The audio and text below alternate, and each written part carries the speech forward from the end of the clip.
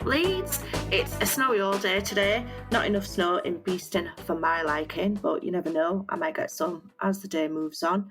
On this coronavirus extraordinary episode of Light on Leeds, I have got Chesca Joy coming to speak to me. She is the artistic director and founder of Imagine If Theatre Company. I have a great chat with her. She's a very interesting person, and I'm sure that you'll all enjoy it. Have a listen.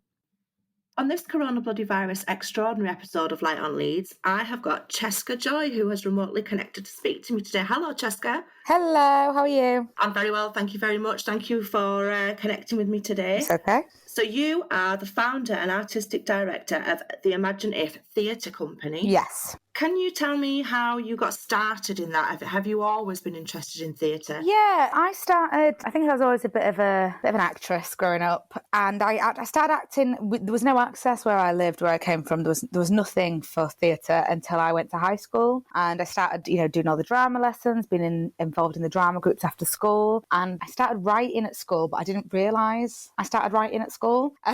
Basically, I was a little bit cheeky sometimes, and sometimes would get put in isolation. Do you know what that is? Yeah. But for people who don't. Yeah, so for people who don't, it's but I don't know if they even do this anymore, if it's even allowed. But back in the day, if you were naughty and you got sent to isolation, it's basically a room where you sit on your own. You can't go to break, you can't go to lunch, you can't see your friends in classes, and you have to work. It's like lockdown. You have to work remotely. And I was just really bored in isolation one day, so I just started writing loads of quite, not, I won't say aggressive, but kind of saying I shouldn't be here, like this is not right, poems in isolation. Yeah. And they actually ended up getting read out in my year group's assembly because they were really good. So it was really weird because I was getting praised for my writing, but I was in isolation. So yeah, I didn't realise that's kind of when I guess I started writing, and it was about what I saw, what was wrong in the world, I guess. So it's quite interesting that it's carried through kind of all my life to what I do now, yeah. And so when you started with your poetry, is that when you started to get involved in theatre work and acting? Yes, I started being involved in drama at the same time in secondary school. And I used to do all the shows. I did all the shows at school. And then I did the National Theatre, the National Youth Theatre, when I was about 15. And we kind of got through all the rounds. So we got to perform in the West End, in the Olivier. And for a girl from Cass, that was just like mine. And we got to work with Alan Rickman, wow. Who's obviously incredible. And I just think I was like, yeah, I'm going to be an actress. That is what I'm going to do. And I never really thought I'd write or have a company. I was like, I'm going to be an actress. And then I went to college and I did a BTEC in performing arts, and then went on to university and did theatre. So originally I trained solely as an actress, and then I started doing stand-up comedy quite a bit. Oh, really? Yeah, it was one of the courses that I did in my final year at university. And through doing stand-up, obviously, I was writing my own material. So that's when I kind of started going, oh, yeah, this is the writing stuff, and this is actually for a performance. So I started realising, oh, okay, I can write a bit. And then the acting and writing kind of fused. And I think the kind of social change maker inside of me, the angry 14-year-old girl in isolation, wanted to make a difference as well. And that's kind of where Imagine If came from. So your Imagine If Theatre Company, how did you even formulate the idea about, going from acting and doing stand-up? What led you down that path? I think what it was because I've obviously always been involved in theatre and the arts. I think I was just really pissed off, to be honest. I think I was really quite pissed off a lot at the arts and at how middle class it was, and how non-accessible, and how there was lots of claims. I saw lots and lots of companies saying, oh, we're doing this massive show, and that they were making a difference to people's lives through it. But they weren't. And I was like, you can't do that. You can't helicopter into a society and take somebody's story and exploit it for commercial gain. That's not okay. So I was like, well, I'm going to do it. If I'm going to make shit hot, amazing theatre with a social message, and I'm going to make sure the people who that social issue affects, we make an active difference to their life. It's all good going to watch a show, but your life's not going to change from that. So then I really, really went into it, and we became a registered charity. I did years and years of research, with loads of third sector charitable organisations, and worked a lot in prisons and with young adults in care to make sure, off the back of the show or whatever it was we were creating, there was an active difference to these people's lives. That's great. So you saw a gap, really, you felt like that people weren't sort of really putting the money where the mouth is, kind of thing? Yeah, Yeah, definitely. So I thought, well, I'm going to do it and I'm going to make sure it's done right. And there's a lot more companies, as Imaginift's grown over the last 5-6 years, there's loads more companies that I've now seen or have been established or I've connected with who are doing amazing work, Open Clasp, Clean Break, Slung Low. There's so many that are not just doing things for their communities, for other people through the arts. So it's really nice to see, and it's really heartening to see that there is other people out there with kind of similar vested interests. So what kind of places do you take your plays and performances to? So we take them to theatres, big theatres, regional theatres, Edinburgh Fringe Festival, to make sure we reach audiences, because at the end of the day we are a theatre company, and that's what we do first and foremost, but also to educate the public. So people leave and go, oh, I didn't even know that happened in the world, or just to kind of show them a different side of what goes on sometimes. And then we also take it to community centres, sometimes to specialised centres. So like the last tour, Jadek went to a centre where a lot of blind and visually impaired people were, and to Polish community centres where everybody who goes there is of Polish heritage. And we also take all our work into prisons across the UK. And again, we don't just take a show in and then disappear. We do intensive workshops after that. We signpost people to, certain therapies, psychotherapy, victim awareness. And then we usually continue to work with them for as long as each individual needs. So as well as getting to watch the show, they get all that as well. And do you get lots of great feedback from those groups? Yeah, it's really amazing, the kind of feedback we've had. Lots of people in prison think we've written about them, their life, and I don't even know them, and because they relate so much. That's why as a writer I do so much research to make sure it is as relatable as possible, but also true to the root of the cause and true to the characters. So yes. That's a huge responsibility for you then, isn't it? Yes. Yeah, it is. But I've got an amazing team around me that's grown with the company over the last few years, and we've got some amazing partners in place. So it's a real team effort. And how has this horrible, crazy old year affected your work? So with Imagine If, it's kind of been different. The first lockdown, it really kind of hit. And to make sure we survived, obviously, we work in two of the biggest and most underfunded sectors in the world. We work in the arts and we work in the criminal justice sector. So most of my staff got furloughed. We honoured all our freelance contracts. And then I just kind of took over everything to make sure Imagine If survived.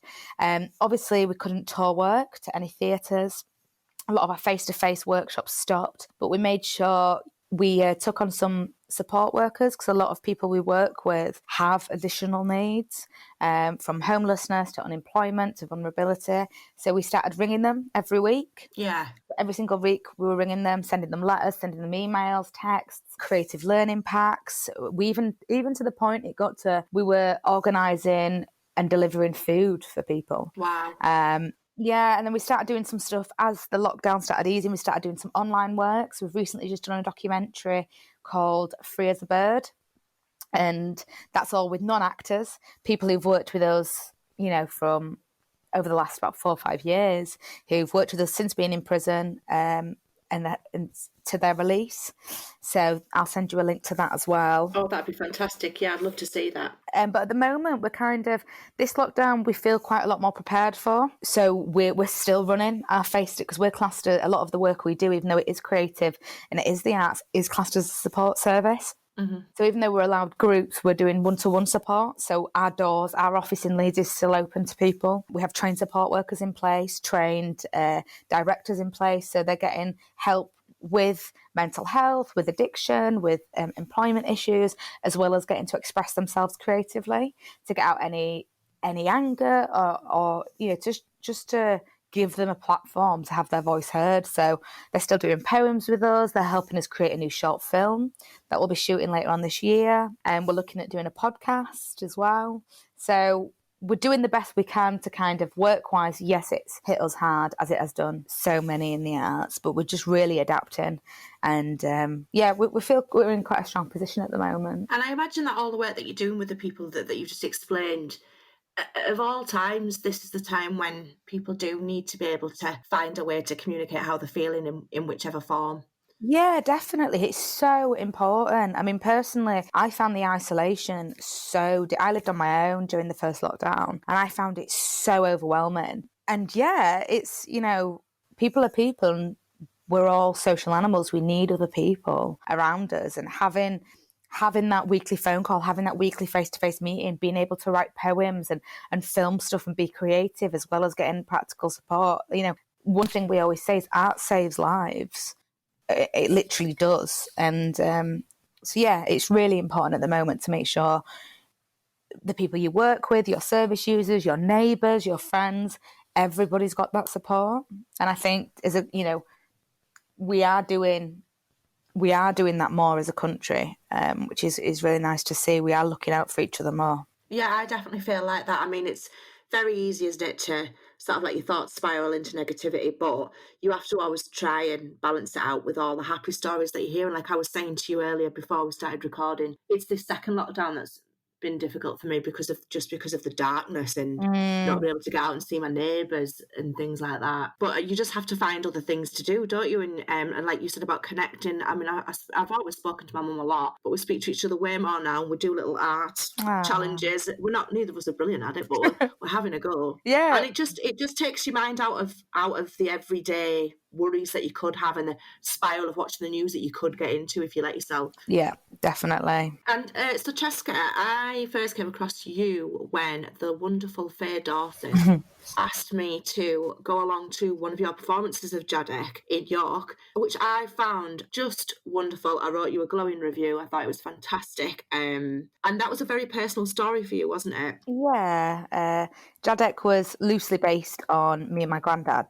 And when I moved in with my granddad a few years ago, and that went on tour, it was meant to retour last year, obviously coronavirus, but it toured, about 13 theatres, about 3 community venues, loads of prisons, back in autumn 2019. And what did your granddad think of it? Well, my granddad's 96 now. He was 95 when it went on tour, so he didn't actually get to come see it. He's blind as well. But I think he was really excited. It was quite nice. Me and my granddad have a really unique relationship. He's like my twin. It's really weird. We're like best friends. And yeah, I think he was really, I think he felt quite, he's from Poland, he's a ex-prisoner of war. He's been in this country, been in Yorkshire many years. He's obviously faced a lot of, racism, a lot of isolation, because of where he's from and his background. I think he felt quite, I think it was quite good for him, because I think he felt quite proud of himself. Yeah. You know what I mean? In a way, like that I was on the radio talking about him, or that people, his sons and daughters and grandchildren came to see a show that was based on him. And it really kind of brought us together. But I do wonder if sometimes I think he might think I've just made it all up. But, yeah. Well, I don't mind how much of it is fact and fiction. I really enjoyed it. And I got that feeling from the play as well, that you have a very special relationship with each other. Yeah. I mean, obviously it is semi-autobiographical, because, again, I'm not just going to take what's happened to him in his life or what's happened to me in my life and exploit it. I don't think that's okay to do, but I'm going to take the truth from it. And again, I want to make it relatable. So, again, I did lots of research with war veterans and people with post-traumatic stress disorder, people who are blind, with Polish heritage, to make sure it was more relatable to other people. And obviously it is a play, it is a work of fiction, so I could dramatise it. But yeah, some of the basis of the two characters is very very true. I really especially loved, there was a whole series of jokes with the Alexa. Yeah.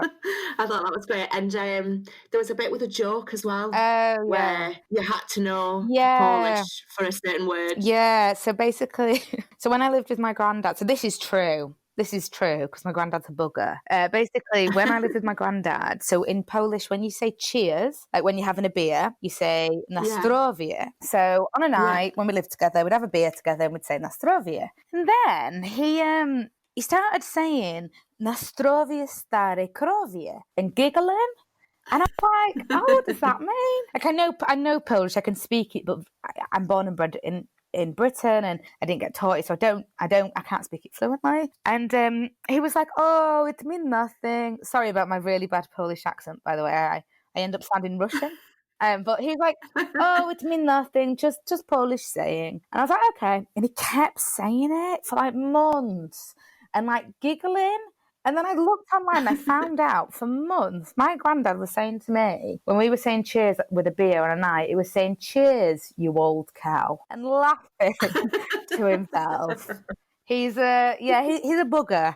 So yeah, that was something true that went into the play. And I did love that there was a lot of Polish people in the audience, and Yes, that's yeah, exactly what I was I going to love like say. yeah. Yeah, I heard them get the joke before I got the Yeah, joke. because I think in the play, the Polish people get it at the beginning because they hear Stary Krowie, Yeah, and the English people don't get yeah, it till right at the end. And I just yeah. I I love that. loved the bond as well then because then that creates a bond in the audience between Polish and English people. And That's exactly how I yeah, felt. Yeah, and I just like the idea that everybody knows. Usually, when they watch the play, they know Nastrovia means cheers, and it just might mean okay. Next time you're in the pub and someone Polish is in there, you might say that, and it might open a conversation, and it might. There was so much after Brexit. There was so much racial crime and hate crime, and it massively increased. And I've yeah, seen that, and I've heard that, and I just kind of wanted to just break that down a little bit and just kind of show people are people. yeah. I always think about it. I have one of my best friends, Polish, Marta. She's just one of the most beautiful, brilliant people. She tells the best Polish stories. And yeah, whenever I say cheese or hair, I always think about your granddad. Ah, bless. And so, have you got lots of exciting things coming up, Yeah. So Chesca? again, we've just shot and produced this documentary, Free as a Bird. I'm working on a digital performance, kind of like a short film at the moment, which we're going to have everybody who attends Phoenix, so people with convictions in it, and that'll be going to prisons across the country. So it'll be an exciting form of entertainment as well as educational, because it'll have an educational workbook in it. I might be doing a spin-off of Jadek digitally, Oh, loosely called My Old Man. So look out for that. It's all fun that independent. sounds great. I've actually just got some funding for a podcast, interestingly. I've never done podcasts and I always get really nervous, like I said to you before. I think, honestly, you'll find it fine. I used to absolutely hate hearing the sound of my own voice, but I've just had to get used to Really? it. And now I've done so many episodes, it just feels like having a normal conversation, which I think is the thing that's nice Yeah. about podcasts. I think they're less structured and they're less sort of stilted as a proper radio interview or anything like Well, that. I'm doing that and it's all focused on women. I think I've, at the moment, I'm trying to expand because I've worked with men for so long and just with some personal things in my life, I really want to start working with more women. So I'm really excited to have this kind of female empowered podcast that I'm going to start working on. That So, sounds yeah. great. You'll have to give me a link because I love listening Oh, to good. podcasts. I'll definitely send it all across to you. And so I did hear you mention earlier Yeah. Castleford, so I'm guessing that you've not lived in Leeds your entire life. I've been here on and off for about 12, 13 years. Which is exactly why you're completely qualified to answer the 3 questions that I always ask my guests. The first one being, what would you say is a thing that is great about the city of Leeds? What I love about Leeds is I love how diverse it is. It has people from all different backgrounds, all races, all ethnicities, and they don't just live here, but they all their cultures here as well, you know, all in different parts of Leeds. And I really like that. I also like how many amazing companies are here, how much amazing work happens in the arts scene and in the charitable sector, like the Real Junk Food Project, Slung Low. There's so many really good companies that are here that are doing work rooted in the heart of their community. Yeah, definitely. I mean, I'm a beneficiary of that because, you know, I just constantly have great people to talk to on the podcast. It never runs out. It never ends. There's so many people all over Leeds doing so many fantastic things in just so many different ways. And if you had to choose something that you think is not so great about the city, what would you choose? I'd say the amount of poverty in Leeds. In certain areas and the crime levels. It's really sad to see, you know, you can go through Hare Hills to Roundhay and you'll have houses in Roundhay worth £1 million and then you'll have people in Hare Hills whose children can't eat. Yeah. And they don't have the access to certain things and I just don't think that's okay. And there's quite a divide there and that No. I've worked with that a lot and the amount of poverty here in certain areas. Yeah, that is a very, very bad thing, but I think it's something... I don't think it's just specific to Leeds. I think it feels like it's across the country. Yeah, and it sort of feels like a lot during all of this. Feels like the gap is getting bigger, which is also worrying. Yeah, definitely. And if somebody had been a resident of Leeds for a long time, would you be able to tell them of something that you would consider to be a hidden gem that you think they might Oh never have heard gosh, of? a hidden gem. Well, I'd say Sung Low. I'm always shouting their praises. If you've not heard of it, go down when it's open. It's they're a theatre company in Holbeck. They're own the oldest working men's pub. What else would be a hidden gem in Leeds? I think I'm gonna have to email you my answer to that. I can't You think. can send it Yeah, on there's later. lots. I think if someone's lived here a long time, they'd probably know about it. But I'll have a real good think. Yeah, have a good think. What will you be doing with the rest of your day today, Chesca? Today I'm going back to work. I've got lots, lots and lots of work to do, and then I'm going to see my granddad tonight. Oh, that sounds Yeah, lovely. it's all COVID secure. Please do pass on my love to him. I'm his carer. That's why I'm going to see him because Yeah. just so Yeah, do please I don't get in trouble.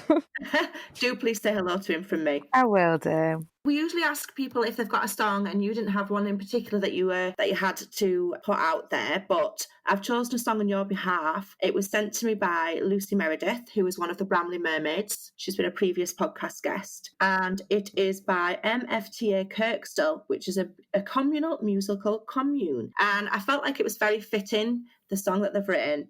And this is a little blurb about the song. It says, "We wrote the song together. It's about making a home in Yorkshire, whether you come from here or not, and then being welcoming to others who are trying to do the same." So I just thought that fits really nicely. Oh, lovely, definitely. So you'll have to have a listen when I get it out there. Fab. Thank you so much, Hazel. Thank you, you too, and enjoy the rest of your day. And give big love to your granddad. I will do. Take care. Bye bye. What's happening in this great city? Live on Leeds. We'll tell you. But wait a minute. Live on Leeds. I thoroughly enjoyed talking to Chesca Joy. You really must click along in the link to see the trailer for the play Jadek. I was absolutely blown away by it. It was brilliant. And please do listen to the track, which is Music from the Attic, with the track See What I Can, which was sent to me by the lovely Lucy Meredith from Bramley Mermaids. It's a brilliant song. It's been supported by Leeds City Council's Wellbeing Fund. Rich Huxley is involved in it. If you know him, he does amazing things. And yeah, I think you're going to really enjoy it. Have a little listen.